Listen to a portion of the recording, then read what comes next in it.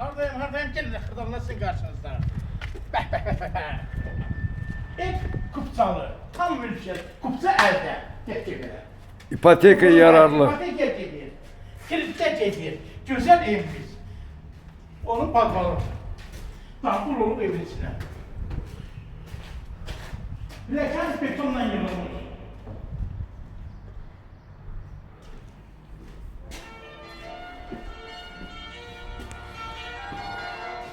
Bəli. Musa danışım məndə də, o razılarım bir yəti göstərər, demiş uçu yoxlamalı, Musa danışımı yola salır. Narı oldu.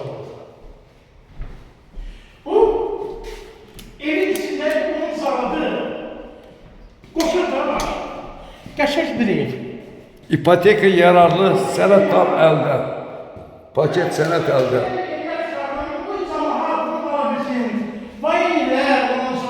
Koruyanlar, hamısı gəlsin belə bir yerdə ev alsınlar. Allah onlara ev qismət eləsin. Pol üstü poldur. Üstü nəsik eləməsin. Pol üstü. Üstü pol. Ondan sonra çox gözəl bir şey. Hesab demirəm. Gəlin özünüz benim, bu bunun sanusidir. Koridorda üstü poldu. Pilləkən mərmərdən yığılma. Bəli, pilləkən mərmərdən yığılır. Gözler, deşek, ahtıraya yukarı. Bu bunun ikinci otağı. Evin de kabağı açılır diye. Pəncərələr hamısı maliksiz.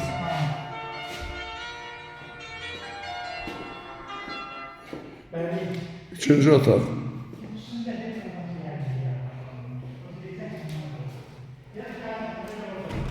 Bunun balkonu.